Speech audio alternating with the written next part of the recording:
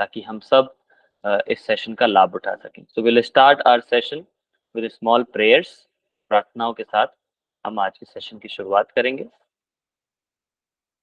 ओम अज्ञानतिमिरन्धस्य ज्ञानाञ्जनशलाकया चक्षुरुन्मिलितं येन तस्मै श्रीगुरवे नमः। श्रीचैतन्यमनोभीष्टं स्थापितं येन भूतले स्वयं रूपः कदा मह्यं ददाति स्वपदान्तिकम्।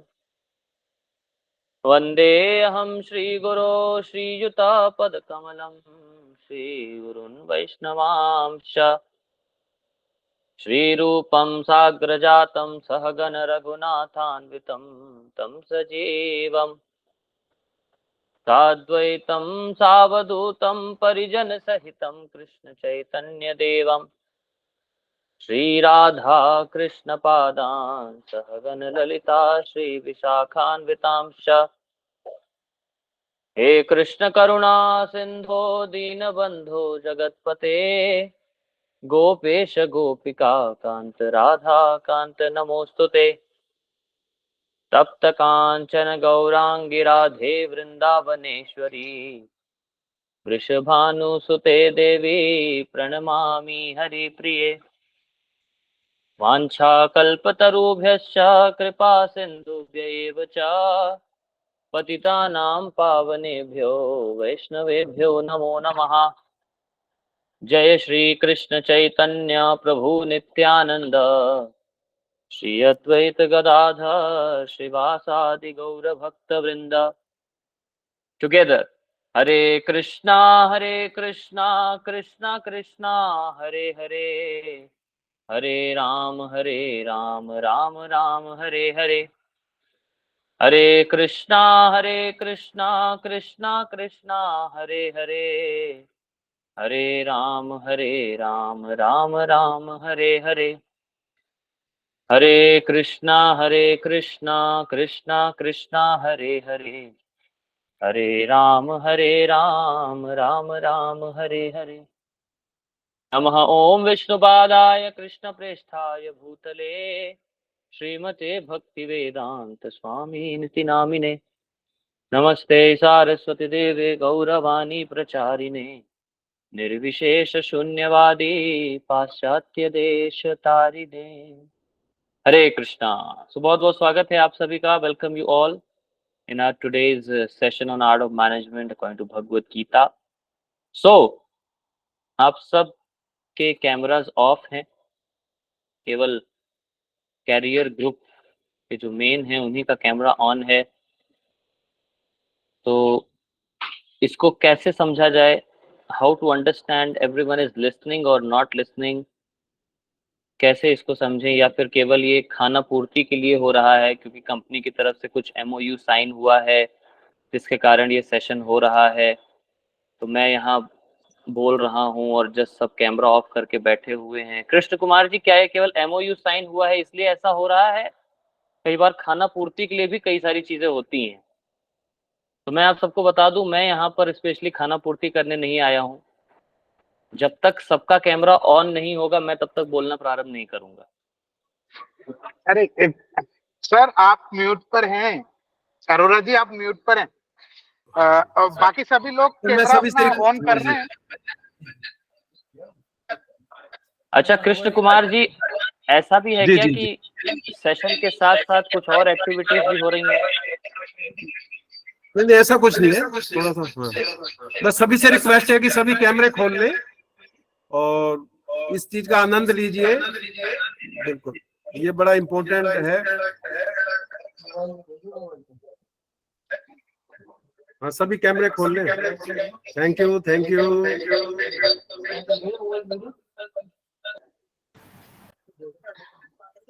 तो आप सभी से रिक्वेस्ट है कि अपने अपने कैमरास को खोलें, माइक को मत खोलें। जैसे आशु जी ने माइक भी खोल लिया। अगर मान लीजिए ऐसा हो जाता है कि हाँ जी, हाँ जी, जी जी जी।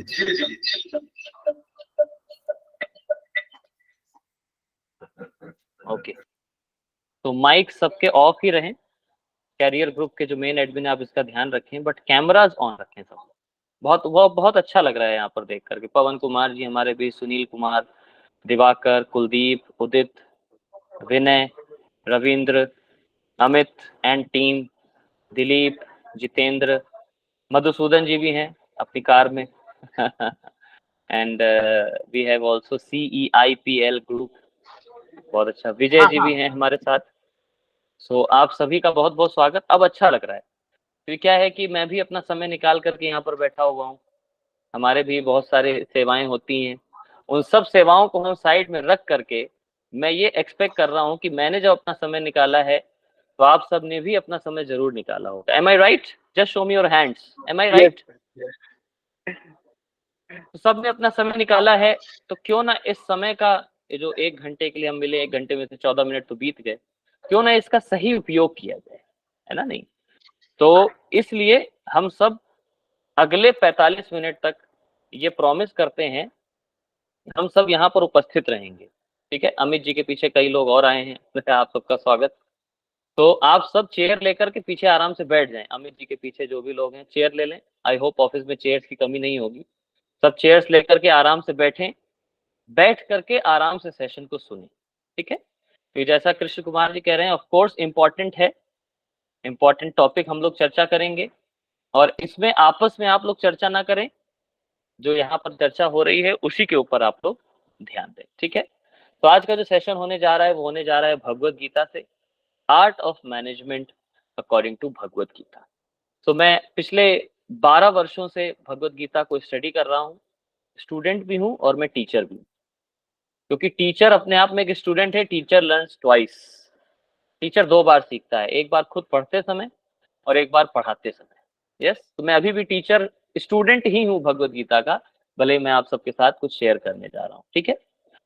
सो अगले आने वाले 45 मिनट में आप सब कोई भी ऑफिस का और कार्य ना करें। मेरे पास भी फोन है, मैंने अपना फोन साइड में रख दिया है, व्हाट्सएप मैं यूज नहीं करूंगा।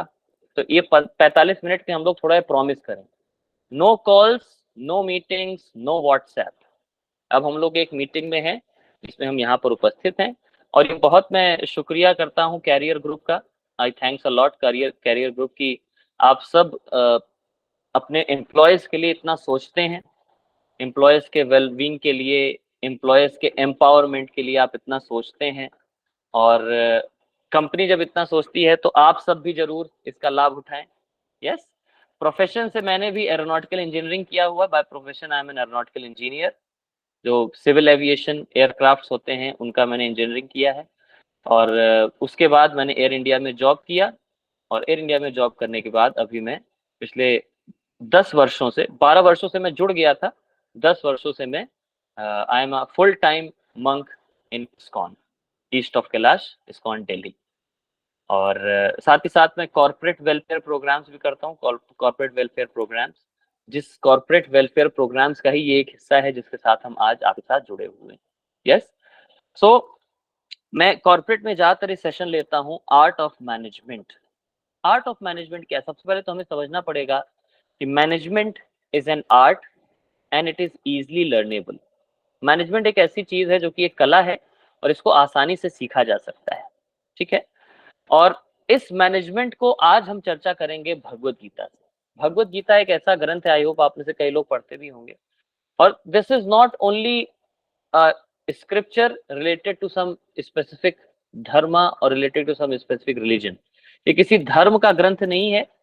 भगवत गीता को लाइफ का मैनुअल बताया गया है। This is a manual for Mankind, है ना? नहीं, जैसे एक मशीन के लिए मैनुअल होती है। मैंने सुना आप सब, मैं जब लास्ट टाइम गया था कंपनी में तो मैंने देखा भी था, आप एयर कंडीशंस के पार्ट्स बनाते हैं, मैन्युफैक्चर करते हैं। Yes, M I right Krishna ji? है ना, सही है ना? आप लोग एयरक्राफ्ट, सॉरी एयरक्राफ्ट बोल रहा हूँ एयर कंडीशनिंग यूनिट्स जो होते हैं उनके आप पार्ट्स को मैन्युफैक्चर करते हैं। सो आप लोग ऑफ कोर्स उसके साथ कुछ मैनुअल्स भी देते होंगे, या फिर फाइनल जो प्रोडक्ट निकलता होगा वो अपने साथ जरूर उसका मैनुअल देते होंगे। जिस प्रकार से हर मशीन के साथ एक मैनुअल की आवश्यकता होती है, उसी प्रकार से this human body is also compare to a machine. Bhagwat Gita में भगवान बताते हैं यंत्रारूढ़ानि माया, दिस इज अ यंत्र, मशीन। इस मशीन को भी चलाने के लिए एक मैनुअल की आवश्यकता, और वो इस मशीन, इस ह्यूमन मशीन को चलाने के लिए जो मैनुअल है उस मैनुअल का नाम है भगवत गीता। यस, गीता वो मैनुअल है जिसके द्वारा हम इस मशीन को चलाएं। देखिए, मैनुअल के बिना भी मशीन चलाई जाती हैं, लेकिन वो होता है हिट एंड ट्रायल मेथड। क्या होता है? Hit and trial. अच्छा, इस बटन को घुमाया तो ऐसे ये हो गया, इस बटन को घुमाया तो ये फंक्शन हो गया। कई बार इस चक्कर में मशीन खराब भी हो जाती है।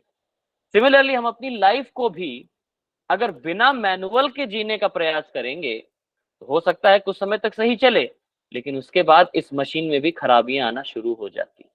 यस, तो इसलिए भगवत गीता जो है हमें जीवन के अलग अलग हिस्सों का संदेश देती है कि कैसे हमें जीवन के अलग अलग एस्पेक्ट्स को कैसे मैनेज किया जाए और कैसे उनको सुधारा जाए। ठीक है, तो मैं आज आप सबको art of management, life management के कुछ एस्पेक्ट्स बताऊंगा जो कि भगवत गीता में प्रमुख रूप से दिए गए हैं। और आप सब अगर इनको आज जानेंगे तो आई होप आप लोगों को कई सारे चीजें जो है आप सबको सीखने को मिलेंगे। यस, सो आइए शुरू करते हैं art of management according to Bhagwat Gita. So सबसे पहले मैं आप सबको बताना चाहूंगा आज के सेशन में, क्योंकि अगले आने वाले 40 मिनट और बचे हमारे साथ, लास्ट के 10 मिनट में छोड़ूंगा कुछ क्वेश्चन आंसर्स के लिए। उसके पहले मैं आप सबके साथ 3 एस्पेक्ट्स के ऊपर चर्चा करूंगा। ठीक है, और वो 3 एस्पेक्ट होंगे how to build your relationship management. सबसे पहला जो मैनेजमेंट का एस्पेक्ट मैं आपके साथ डिस्कस करूंगा वो होगा रिलेशनशिप मैनेजमेंट। कैसे भगवत गीता हमें सिखाती है कि अपने रिलेशनशिप को कैसे अच्छा किया जाए, रिलेशनशिप मैनेजमेंट। ठीक है, सेकंड हम लोग चर्चा करेंगे personal life management. Personal life को कैसे मैनेज किया जाए, भगवत गीता हमें कैसे सिखाती है। हैबिट्स के बारे में हम आपको बताएंगे, eating habits, sleeping habits, regulation, इन सब के बारे में हम आपको बताएंगे। और साथ ही साथ हम आपको बताएंगे एक और तीसरा एस्पेक्ट जो कि अभी थोड़ा सा मैं उसको पॉज दूंगा, लास्ट में आपको बताऊंगा, वो लास्ट में आपको बताएंगे। ठीक है, तो ये 2 एस्पेक्ट और तीसरा एक और जो कि मैं आपको बताने वाला हूँ। चलिए शुरू करते हैं सबसे पहले रिलेशनशिप मैनेजमेंट के ऊपर। Relationship management, mantra to transform your relationship. तो आज के सेशन में हम लोग कुछ गीता के श्लोक भी साथ में पढ़ेंगे। मैं आप सबको स्क्रीन शेयर करके दिखाऊंगा ताकि वो गीता के श्लोक भी आप सब हमारे साथ पढ़ें। अच्छा रहेगा? हाथ ऊपर करके बताएं किसको किसको लगता है गीता के श्लोक पढ़ेंगे तो अच्छा रहेगा आज। ओके, काफी लोग कह रहे हैं यस, अच्छा रहेगा, अच्छा रहेगा। Okay, so now we are going to see how to transform your relationship according to Bhagavad Gita. So are you all ready? Are you all ready? Okay, चलिए शुरू करते हैं। मेरा प्रेजेंटेशन स्क्रीन शुरू हो चुका है। Mantra to transform your relationship. Admin आपको दिख रहा है, मेरी स्क्रीन दिख रही है? Yes yes yes yes, mantra to transform your relationship from Bhagwat Gita. Now Bhagwat Gita, आजकल देखिए हमें कई सारे मोटिवेशनल स्पीकर्स के वीडियोस मिलते हैं, चाहे वो संदीप माहेश्वरी हो, चाहे बहुत सारे मोटिवेशनल स्पीकर्स के वीडियोस देखने को मिलते हैं। लेकिन सबसे पहला जो मोटिवेशनल स्पीच दिया गया, मोटिवेशनल सेमिनार दिया गया इस धरती पर, वो था भगवत गीता, और वो है और रहेगा। ठीक है, first motivational seminar on earth. So Bhagwat Gita की शुरुआत होती है पहले अध्याय से। पहले अध्याय का 28वां श्लोक हम सब लोग पढ़ने जा रहे हैं। सब लोग मेरे साथ साथ बोलेंगे, माइक को म्यूट रखते हुए, कोई भी अनम्यूट नहीं करेगा, माइक को म्यूट रखते हुए आप सब मेरे साथ बोलेंगे। मैं पहले एक लाइन बोलूंगा, फिर आप बोलेंगे, फिर मैं बोलूंगा, फिर आप बोलेंगे। ठीक है, रेडी? चलिए। दृष्ट्वेमं स्वजनम कृष्णा युयुत्सुं समुपस्थितम् सीदन्ति मम गात्राणि मुखम चा परिशुष्यते। क्या बता रहे हैं इस श्लोक में? ये पहले अध्याय का 28वां श्लोक है। कोई पढ़ेंगे आप में से? कोई आप में से पढ़ना चाहेंगे? नीचे हिंदी में देखिए अनुवाद लिखा हुआ है, कोई पढ़ेंगे? अनम्यूट करें और पढ़ें इसको। चलो हिंदी में मैं पढ़ के बता रहा हूँ। जी जी, हिंदी में अनुवाद पढ़ें। जी जी। इन सब को देख के मेरे अपने भाई है कृष्ण युद्ध करने आए, सब उपस्थित हो गए हैं, मेरा शरीर, मेरे हाथ पांव कांप रहे हैं, मेरा मुख भी सूखता जा रहा है। हाँ, थैंक यू। आपको अब म्यूट करना पड़ेगा क्योंकि आपकी आवाज गूंज रही है। यस, तो देखिए इस श्लोक में क्या बताया गया, दृष्टवेमम, इन सब को देख के, जो मेरे अपने भाई हैं और यहाँ पर युद्ध करने के लिए आए हुए हैं, सब उपस्थित हो गए हैं यहाँ पर, इन सब को देख करके अब मेरा शरीर, मेरे हाथ पांव कांप रहे हैं और मेरा मुंह भी सूख रहा है। वे पथुश्च शरीरे में रोम हर्षश्च जायते, गांडीवम संसृते हत्वा तपस्यैव परिदह्यते। मेरा पूरा शरीर बुरी तरह से कांप रहा है, मेरे रोंगटे खड़े हो गए हैं, मेरा गांडी मेरे हाथों से, गांडी मतलब धनुष, मेरे हाथों से खिसक गया है, मेरी त्वचा भी जलने लगी। अब इस पहले अध्याय में अर्जुन की स्थिति ये है, जब महाभारत का युद्ध शुरू होने जा रहा है, क्या स्थिति है? ये है, मैं जीता तो भी हारा, मैं हारा तो भी हारा। अगर मैं हारा ही हारा तो मैं युद्ध क्यों करूं? मैं जीतूंगा तो मुझे जो ये पूरा राज्य मिल जाएगा। बट किम नु राज्येन गोविंदा, इस राज्य का मैं क्या करूंगा अपने सगे संबंधियों के बिना, क्योंकि सारे सगे संबंधी तो मारे जाएंगे। और अगर मैं हार गया तब तो मैं हार ही गया, क्योंकि मुझे राज्य मिलेगा नहीं, है कि नहीं? तो मैं जीता तो भी हार गया, अगर मैं हारा तब भी हार गया। अगर मैं दोनों परिस्थिति में हारा ही हारा तो मैं युद्ध क्यों करूं? अर्जुन कह रहे हैं कि मैं युद्ध नहीं लड़ना चाहता। सिमिलरली हमारे जीवन में भी, हमारा ये जो जीवन है ये भी एक कुरुक्षेत्र का युद्ध स्थल है। हमारे जीवन में भी कई सारे चैलेंजेस आते हैं, एम्प्लॉय से डील करना पड़ता है कि नहीं, सेल्स में आपको कॉम्पिटिटर से डील करना पड़ता है। अगर मैं प्रोफेशनल डीलिंग्स की अब मैं बात करूँ, एम्प्लॉयज को आपस में डील करना पड़ता है, बैक बाइटिंग होता है, लेग पुलिंग होता है कि नहीं? कोई किसी के कंधे के ऊपर चढ़ के ऊपर चढ़ना चाहता है, हाँ, कई बार सीनियर्स की बटरिंग इसलिए करते हैं ताकि जल्दी से मेरा प्रमोशन हो जाए। तो ये कई सारी चीजें बैटलफील्ड में करते हैं लोग। इन सब चीजों के बावजूद भी कई बार हम अपने करियर में बैटलफील्ड में क्या हो जाते हैं, अर्जुन की जैसी स्थिति में ही आ जाते हैं, stressed, depressed, yet well dressed.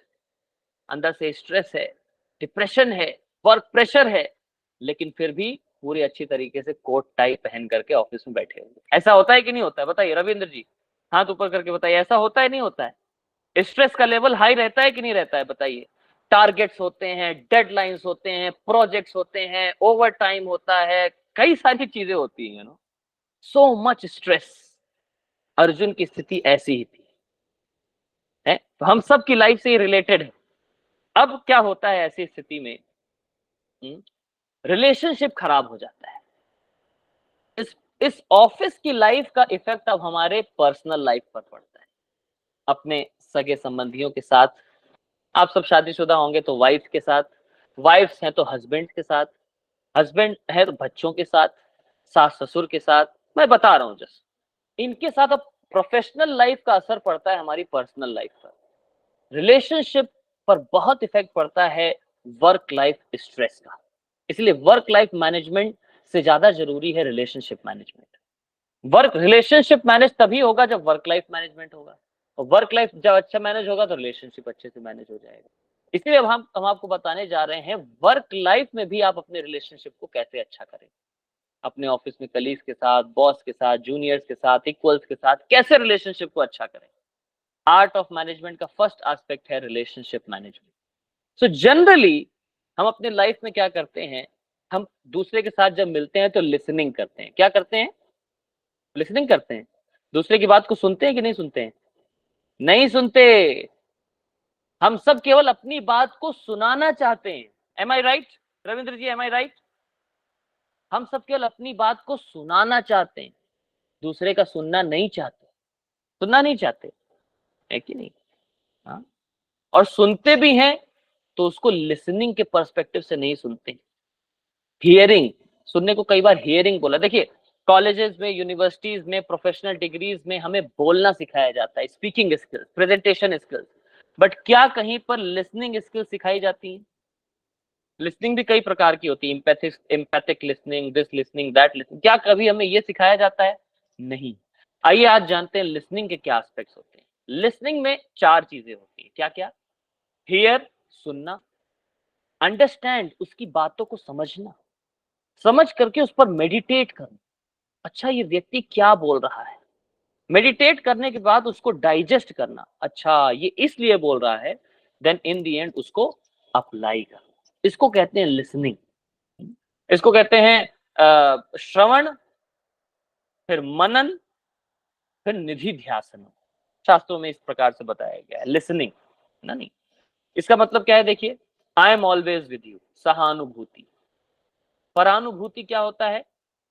कोई भी स्थिति हो मैं तुम्हारे साथ हूं। भगवत गीता हमें सिखाती है रिलेशनशिप मैनेजमेंट का सबसे बेस्ट फॉर्मूला, और वो क्या है? Deep intense listening. हमें क्या करना चाहिए? सुनना चाहिए, दूसरे की बातों को सुनना चाहिए अपनी बात सुनाने से पहले, है कि नहीं? सुनने क्या हम सुनते हैं? नहीं सुनते, हम अपनी बात सुनाना चाहते हैं केवल। पूरे पहले अध्याय में भगवान श्री कृष्ण ने एक भी श्लोक नहीं बोला, तो भगवान ने क्या किया? अर्जुन की बातों को सुना। अच्छा अर्जुन तुम क्या कह रहे हो, मैं सुनता हूं, पहले तुम बोलोगे मैं सुनूंगा, मैं अभी कुछ नहीं बोलूंगा। Am I right? अगर आप लोगों को भगवत गीता पता है तो first chapter lord Shri Krishna spoke no shloka. अब भगवान श्री कृष्ण दूसरे अध्याय से बोलना शुरू करते, दूसरे अध्याय का दूसरा श्लोक, और अर्जुन के ऊपर इसका इतना प्रभाव पड़ता है क्योंकि भगवान मेरी बातों को सुन रहे हैं। अब अर्जुन जो है भगवान को सरेंडर करते हैं। तो अगर हमें भी अपने रिलेशनशिप को अच्छा करना है दूसरों के साथ, तो हमें क्या करना पड़ेगा? सबसे पहला फॉर्मूला क्या? Deep intense listening. Bhagwat Gita के माध्यम से भगवान श्री कृष्ण हमें ये सिखा रहे हैं, है कि नहीं? और इसको सुनने के बाद जब भगवान श्री कृष्ण ने अर्जुन के कंफ्यूजन्स को सुना, तो क्या हुआ? भगवत गीता के दूसरे अध्याय में अर्जुन की ये स्थिति है। क्या स्थिति है?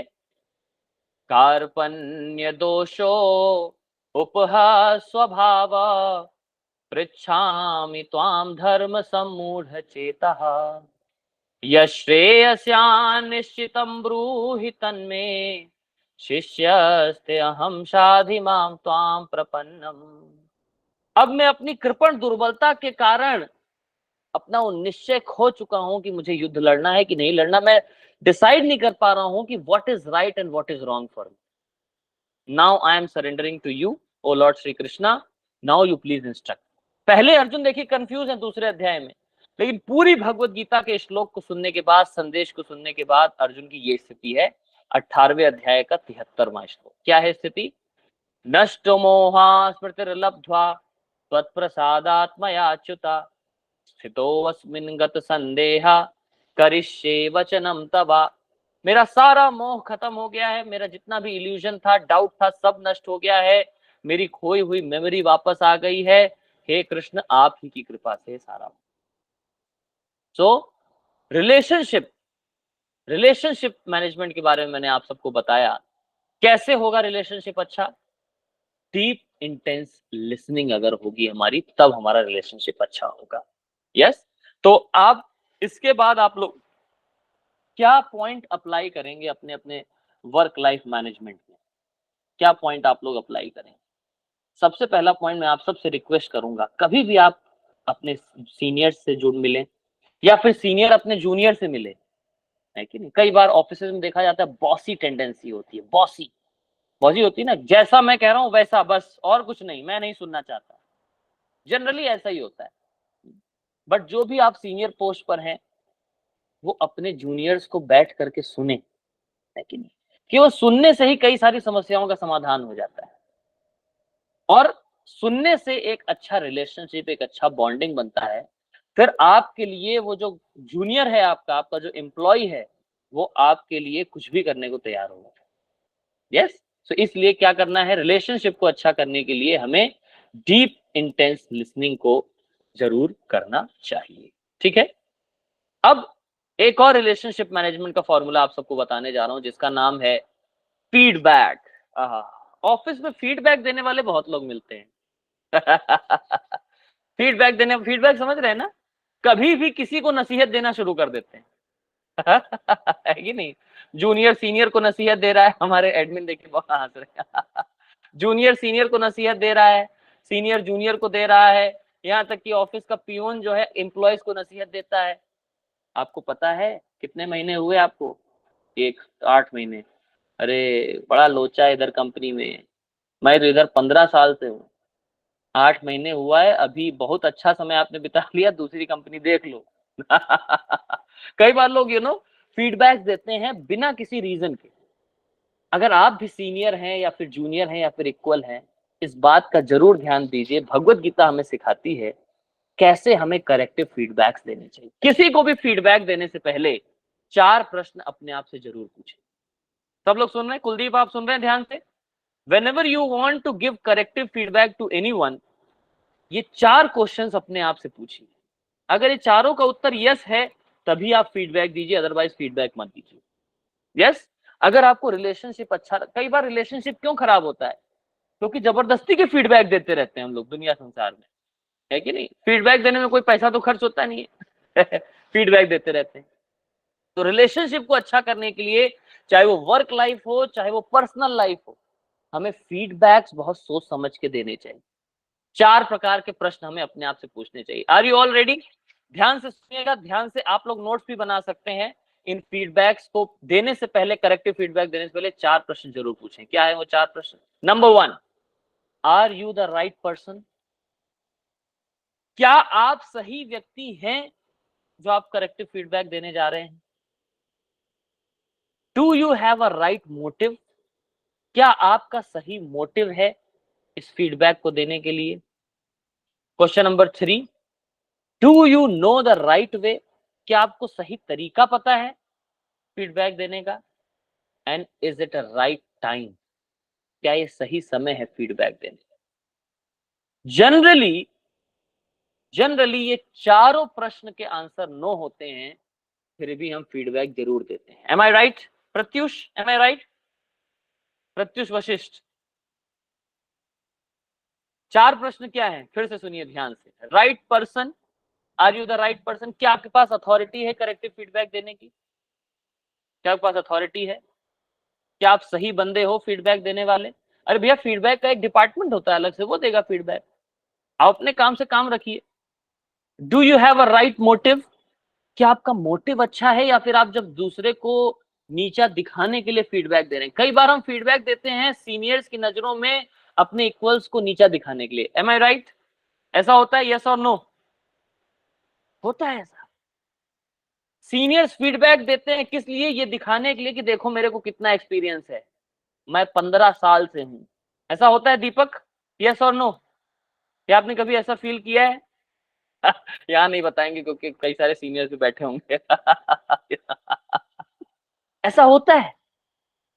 Do you have a right motive? क्या आपका मोटिव सही है फीडबैक देने का? नाउ क्वेश्चन नंबर 3 क्या था? Do you know the right वे? लोगों को सही तरीका ही नहीं होता है फीडबैक देने का। सही तरीका ही नहीं पता होता है फीडबैक देने का, कहीं भी कभी भी किसी के सामने भी फीडबैक दे डाला। Then question number 4 is it a right time to give feedback? क्या ये सही समय है फीडबैक देने का, है कि नहीं? कई बार हम फीडबैक, सपोज किसी को प्रोजेक्ट दिया गया, 1 महीने का प्रोजेक्ट दिया गया और फीडबैक देना शुरू कर दिया दूसरे दिन से। नहीं, अभी तो बंदे ने उस प्रोजेक्ट पे अपना रिसर्च करना शुरू किया है। अभी वो रिसर्च करेगा, थोड़ा सोचेगा, थोड़ा मेडिटेट करेगा, थोड़ा अपनी टीम्स के साथ डिस्कस करेगा, मीटिंग्स करेगा। It will take at least 5 to 10 days. Then that person will present a report after 5 to 10 days. नहीं, फीडबैक कब से शुरू हो जाता है? पहले दूसरे दिन से ही। नहीं, is it a right time to give feedback? पहले बंदों को अपना दिमाग लगाने देना चाहिए कार्य करने के लिए, है कि नहीं?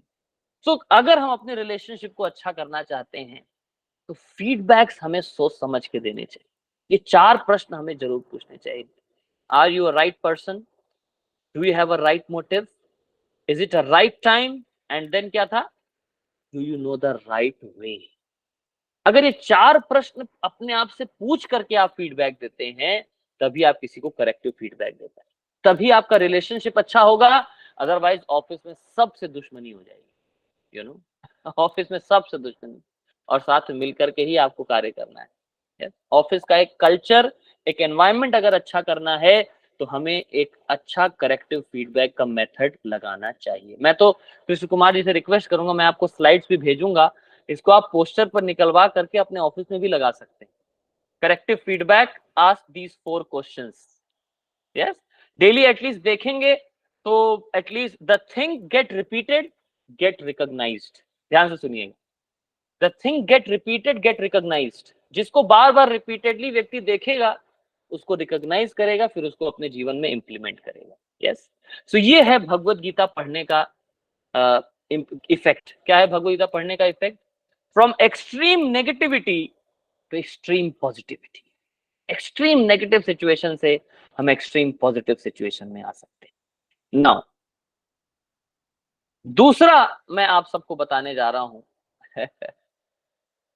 भगवत Gita, art of management according to Bhagwat Gita से, ओवरकमिंग लेजीनेस। कई बार कंप्लेन होती है सीनियर्स की जूनियर्स के प्रति, या फिर जूनियर्स का ऐसे होता है कंप्लेन, ओ जी everyone is lazy in my team. और एक परेटो प्रिंसिपल भी यही बताया। परेटो बहुत बड़े फिलोसोफर, उन्होंने क्या परेटो प्रिंसिपल क्या बताया? 80-20 प्रिंसिपल। पता है आप सब में किसी को पता है 80-20 प्रिंसिपल? पता है आप लोगों को क्या होता है 80-20 प्रिंसिपल? कि if in a company there are 100 employees, then 20% employees will do 80% work of the company and rest 80% will do only 20% work of the company. 20% man power he effective man power होता है, जो कि 80% काम करता है किसी भी कंपनी का। और किसी भी इंस्टीट्यूशन, किसी भी ऑर्गेनाइजेशन की आप बात करिए, this is called as Pareto principle, 80-20 principle. Yes, और वो 80-20 क्यों होता है? वो 80% लोग क्यों होते हैं ऐसे? Because of laziness. Now how to overcome laziness, Bhagwat Gita हमें सिखाती हाउ टू ओवरकम लेजीनेस। सुनना चाहेंगे आप सब? आइए सीखते हैं। भगवत गीता में भगवान देखिए अर्जुन को बता रहे हैं, अर्जुन युद्ध नहीं लड़ना चाह रहे थे, अर्जुन युद्ध नहीं लड़ना चाह रहे थे, अर्जुन चाह रहे थे कि मैं छोड़ दूं, मेरे से नहीं हो पाएगा। भगवान श्री कृष्ण ने अर्जुन को डांटते हुए कहा, दूसरे अध्याय में 3रा श्लोक, भगवान ये दूसरा श्लोक बोल रहे हैं भगवत गीता में, इसके पहले कोई श्लोक नहीं बोला भगवान ने। क्या बोल रहे हैं भगवान? क्लेब्यमास्मगमः पार्थ नैतत्य उपपद्यते, क्षुद्रम हृदय दौर्बल्यम त्यक्तोत्तिष्ठ परंतपः। क्या बता रहे हैं? क्लेब्यम, अपनी इस नपुंसकता को छोड़ो हे अर्जुन, और इसको छोड़ करके, हृदय की दुर्बलता को छोड़कर, त्याग कर उठो और युद्ध करो। ये तुमको शोभा नहीं देता है, लेकिन चाणक्य पंडित भी कहते हैं, क्या कहते हैं? आलस्य में दरिद्रता का वास होता है। तो आलस करने में आलस करो, लेकिन आलस्य मत करो।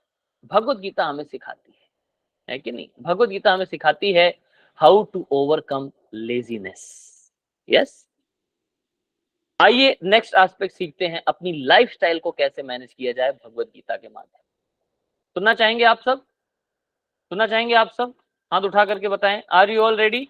लाइफस्टाइल मैनेजमेंट कैसे सीखा जाए भगवत गीता के माध्यम से? चलिए शुरू करते हैं। Lifestyle management from Bhagwat Gita.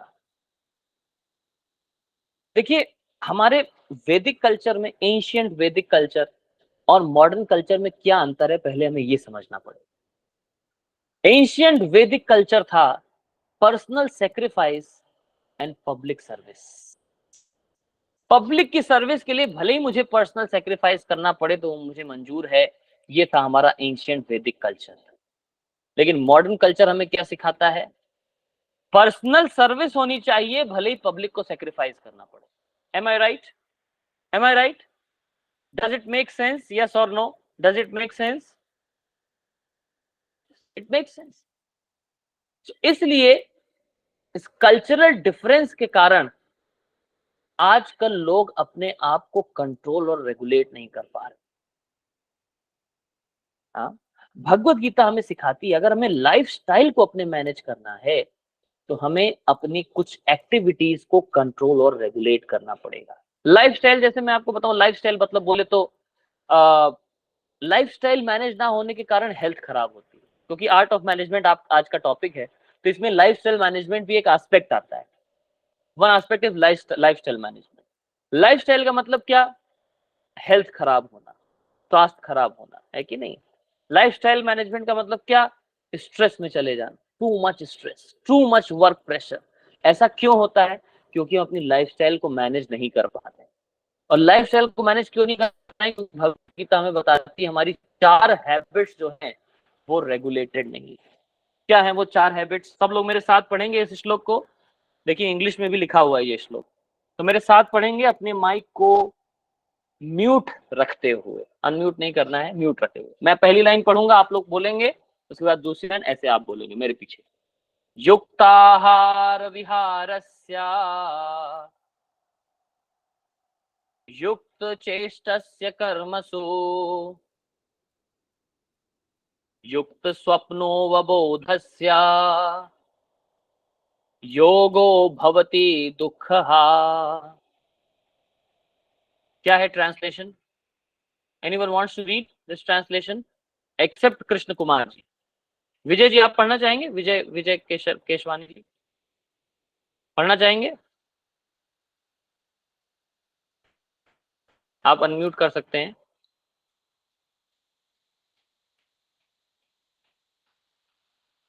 Unmute नहीं हुआ अभी आपका, ना ना ना ना, आपको अनम्यूट करना पड़ेगा।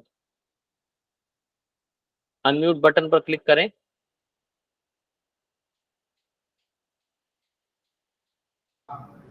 हाँ yes yes, now you are unmute. जी विजय जी पढ़िए। वो चला गया ना।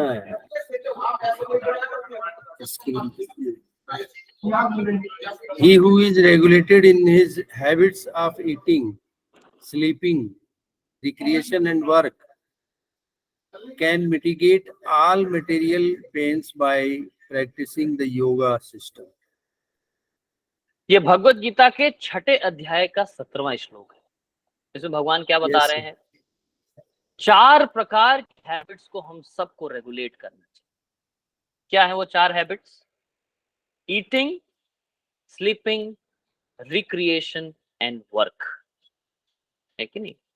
चलिए एक एक करके चर्चा करते हैं। Lifestyle management according to Bhagwat Gita क्या है? सबसे पहला प्रिंसिपल, रेगुलेट योर ईटिंग। आजकल का स्लोगन जो है क्या है, थोड़ा सा उल्टा हो गया है। ये मैंने आपके सामने लिखा, eat to live and not live to ईट।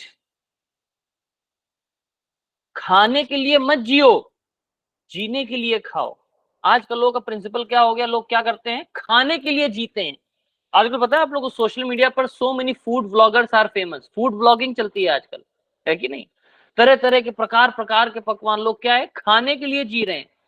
और इसके कारण आपको पता है पूरे विश्व में अनरेगुलेटेड ईटिंग हैबिट्स के कारण पूरे विश्व में बहुत बड़ी समस्या चल रही है। रोग का कारण है अनरेगुलेटेड ईटिंग हैबिट्स। आपको पता है ओबेसिटी, मोटापा एक सबसे बड़ी समस्या है।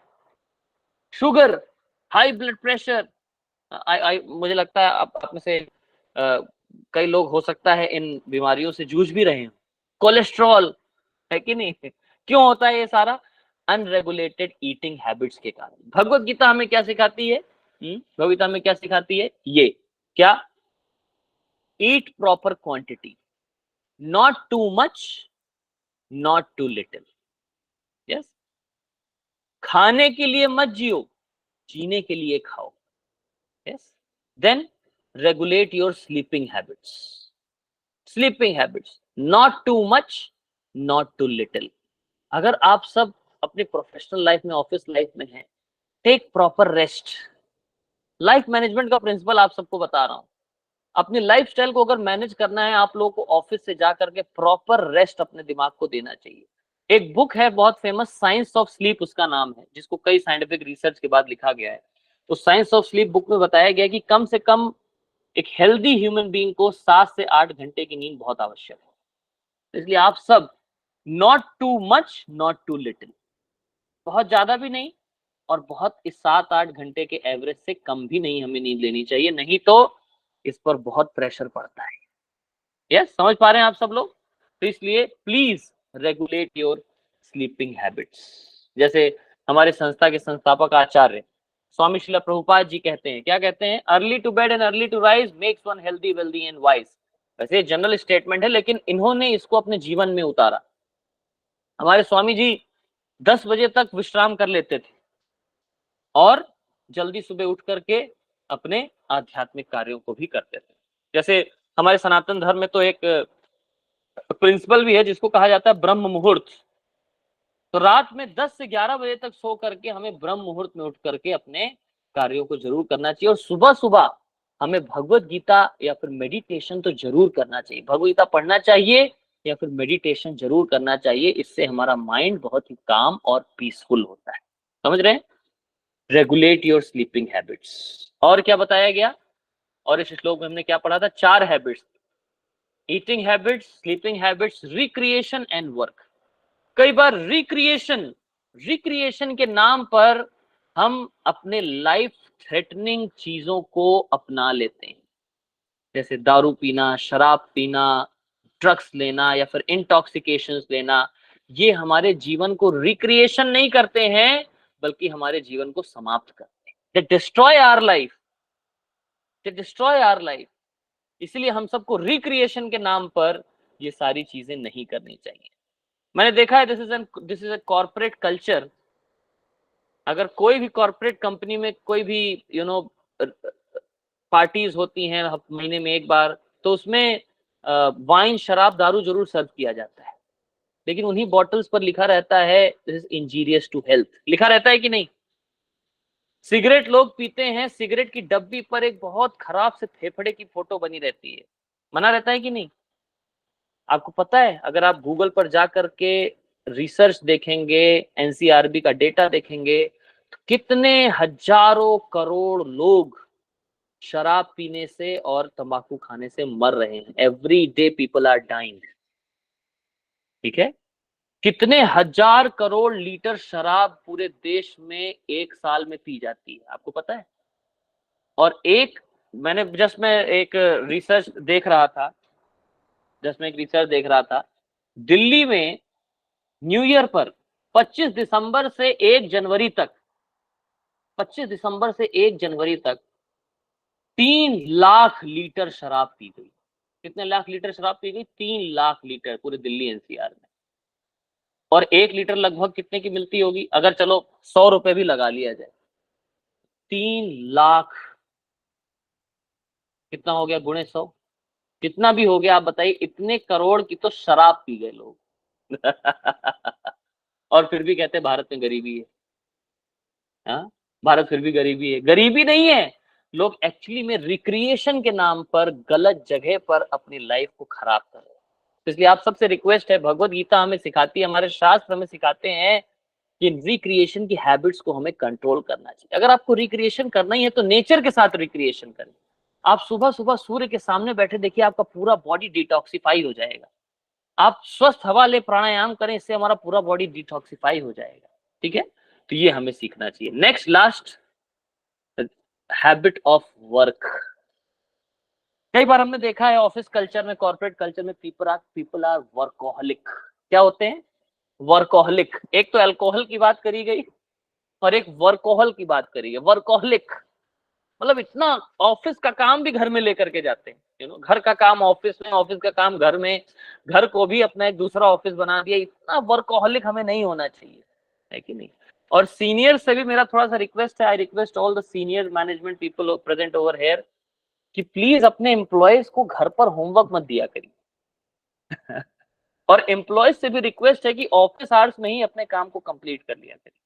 Otherwise your personal life, your family life will be mismanaged. Yes, so आज मैं आप सबको इतना ही बताना चाह रहा था, क्योंकि मैंने आप सबसे कहा था कि लास्ट के 10 मिनट हम डिस्कशन के लिए रखेंगे। आप सबने बहुत ध्यान से सुना। सुरेंद्र जी, दिवाकर जी, सुनील जी, विजय जी, आप सबने बहुत ध्यान से। बाकी सब तो कैमरा बंद करके कहीं कहीं चले गए चाय पकौड़े खाने, वो बात अलग है, लेकिन आप सबने ध्यान से सुना, इसके लिए आप सबका बहुत बहुत धन्यवाद। 3 चीजें आज मैंने बताई। Number 1, relationship management.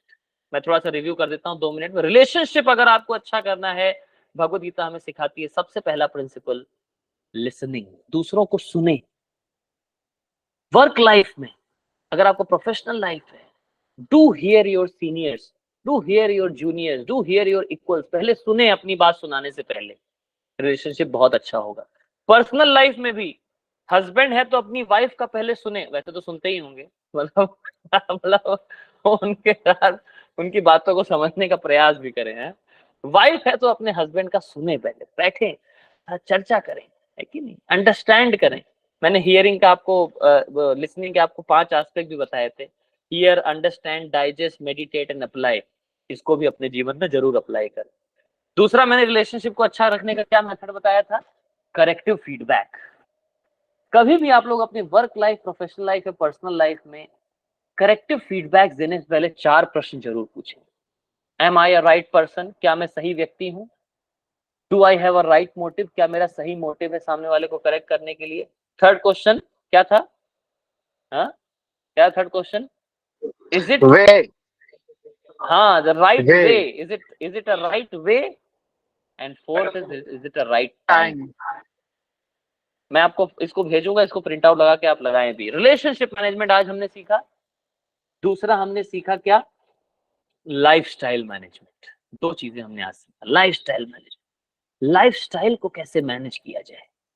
लाइफस्टाइल को मैनेज करने का सबसे बेस्ट तरीका हमने क्या बताया, 4 हैबिट्स को रेगुलेट करना। क्या क्या हैबिट्स थी? Eating, sleeping, recreation and work. In 4 habits को अगर हम रेगुलेट करते हैं तो हमारा जीवन, हमारा लाइफ स्टाइल पूरा का पूरा मैनेज हो जाए।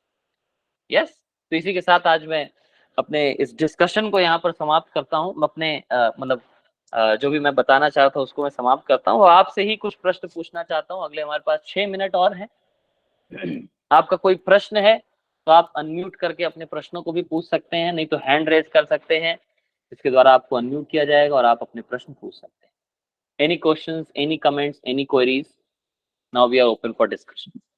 यस, कृष्ण कुमार जी।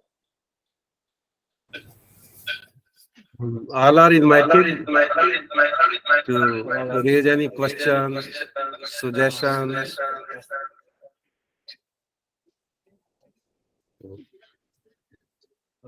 तो मैं कंक्लूड करना चाहूंगा। आज का सेशन बहुत अच्छा लगा। कृष्ण कुमार जी, आपके आसपास शायद कोई और डिवाइस है जिससे साउंड जो है ना ये वाइब्रेट कर रहा है। अपनी आवाज कर लीजिए, ईमेल बंद कर दिया।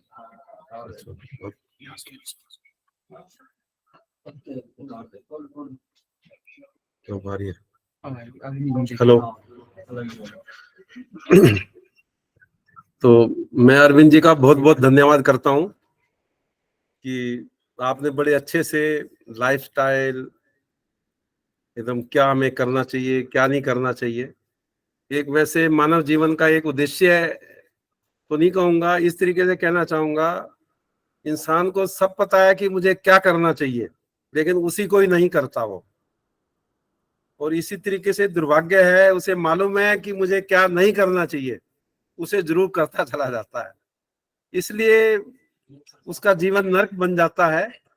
तो इसी चीज को समझाने के लिए और लाइफ को जगाने के लिए ही हम ये प्रोग्राम कंडक्ट करते हैं कि हम अपने जीवन को जो करना चाहिए उसको करें, जो नहीं करना चाहिए उसी का संकल्प लें कि मुझे ये नहीं करना है। और अरविंद जी ने बहुत कुछ समझाया कि हमें क्या नहीं करना चाहिए। तो एक सेशन और जो पार्ट 2 है हम नेक्स्ट मंथ करेंगे। सभी का धन्यवाद करता हूँ, बड़ा पेशेंट। दिवाकर जी कुछ बोलना चाह रहे हैं? हाँ, दिवाकर जी बोलिए जी, बोलिए। बिल्कुल बिल्कुल। जय श्री कृष्णा प्रभु जी। हरे कृष्णा। सर, मेरा क्वेश्चन एक ही था जिसमें आपने अभी ब्रह्म मुहूर्त के बारे में बात की। सर, ये ब्रह्म मुहूर्त क्या है और इसका क्या इम्पोर्टेंस होगा हमारी लाइफ में अगर हम उसको फॉलो करें तो? ब्रह्म मुहूर्त का समय बताया जाता है सूर्यास्त, सूर्य उदय से आधे घंटे पहले का समय। जैसे आप मान के चलिए सूर्य उदय जनरली अभी समर्स हैं नॉर्थ इंडिया में, सो 6 बजे, 5:30 6 बजे के आसपास हो जाता है। तो ये जो 4 से 5 बजे का समय होता है, 1 घंटे का समय, इसको ब्रह्म मुहूर्त कहा जाता है। इस ब्रह्म मुहूर्त में उठ करके आप देखिए सुबह कितना शांत, ये सतोगुण का माहौल रहता है। इसको भगवद गीता में बताया गया 3 गुण होते हैं, सतोगुण, रजोगुण, तमोगुण। Mode of goodness, mode of passion, mode of ignorance. तो मोड ऑफ गुडनेस का जो टाइम होता है वो समय कोई भी क्रिया करने के लिए बहुत अच्छा रहता है। जैसे उसमें आप अगर कोई आध्यात्मिक क्रिया करना है, जैसे ध्यान करना, भगवत गीता पढ़ना, जैसे हम सब डेली सुबह उठ करके उस घंटे उस समय ब्रह्म मुहूर्त के समय में मेडिटेशन करते हैं, है कि नहीं? प्राणायाम कर सकते हैं अपने हेल्थ को अच्छा रखने के लिए। उस समय देखिए शुद्ध हवा रहती है, वायु भी शुद्ध रहती है, वातावरण बहुत शांत रहता है, बाहर की पी पी पो पो ये सब नहीं रहता है, बिल्कुल शांत एनवायरनमेंट रहता है, चिड़ियों की आवाज आती है। आप अगर साइलेंट मेडिटेशन भी करना चाहते तो आपको कोई बाहर से डिस्टर्ब करने वाला नहीं, चिड़ियों की चहचहाने की आवाज सुनाई देगी। और ब्रह्म मुहूर्त का समय स्पेशल टाइम होता है जिस समय पर देवी देवता अपने क्रियाकलाप करते हैं मॉर्निंग के समय पर, तो ये बहुत ही ऑस्पिशियस टाइम एक तरीके से माना जाता है, नेचुरली ऑस्पिशियस टाइम है। और इस समय में प्रमुख रूप से अगर हम कोई आध्यात्मिक कार्य करते हैं तो उसका 100 टाइम्स बेनिफिट मिलता है ज्यादा। यस, तो अगर आप पर्सनल लाइफ की बात करें तो उस समय में उठ करके आप भगवत गीता के श्लोक का उच्चारण कर सकते हैं, है कि नहीं? जैसे कृष्ण कुमार जी ने कहा ये सेशंस होते हैं जिसमें हम ये चीजों के बारे में डिस्कस करते हैं, बट डिस्कशन ही केवल नहीं करना है, इसको जीवन में भी उतारना पड़ेगा, है कि नहीं? और मैंने एक और स्टेटमेंट बोला था, the things get repeated get recognised. So अगर ये सेशंस बार बार होंगे, आप लोग इन चीजों को बार बार सुनेंगे, तो उससे हम इस चीज को रिकॉग्नाइज करेंगे कि क्या हमें नहीं करना चाहिए और क्या करना चाहिए। यस, क्योंकि रिपीट हो रही हैं चीजें, तो फिर रिकॉग्नाइज करता है व्यक्ति कि अच्छा ये मुझे नहीं करना है और ये करना है। जैसे ब्रह्म मुहूर्त के बारे में आज डिस्कशन हुआ, तो आई होप ब्रह्म मुहूर्त में आप लोग उठें, ब्रह्म मुहूर्त में उठ करके अपने लाइफ में कुछ स्पिरिचुअलिटी का पार्ट जरूर करें उस समय, है कि नहीं? Yes Diwakar ji, thank you thank you. आपको अनम्यूट करना पड़ेगा कृष्ण कुमार जी। आपका आंसर सुनते सुनते मेरे मन में भी एक प्रश्न आया है जी।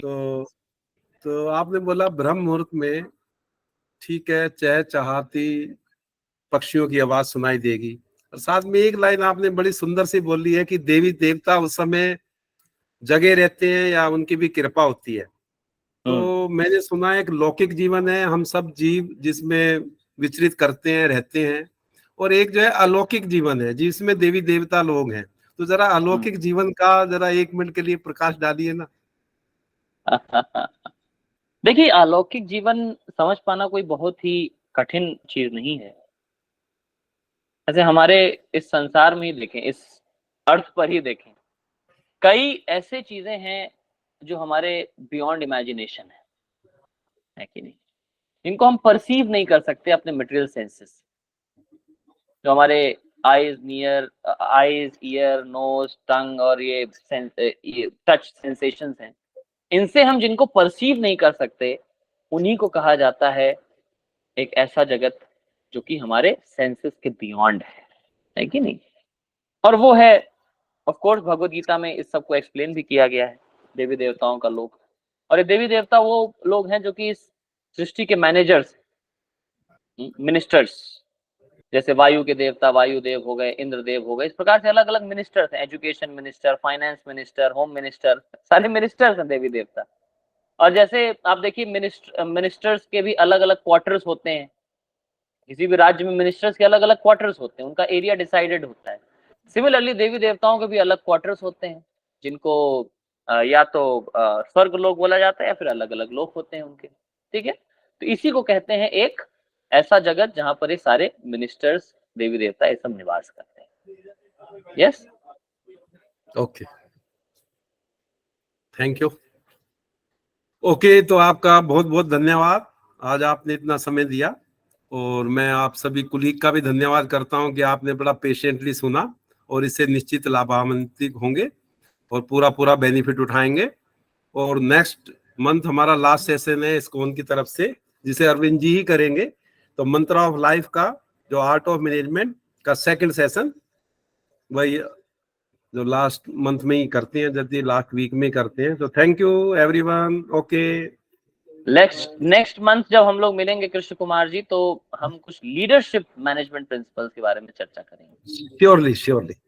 Yes, thank you. Okay, Hare thank you. Okay, Hare Krishna.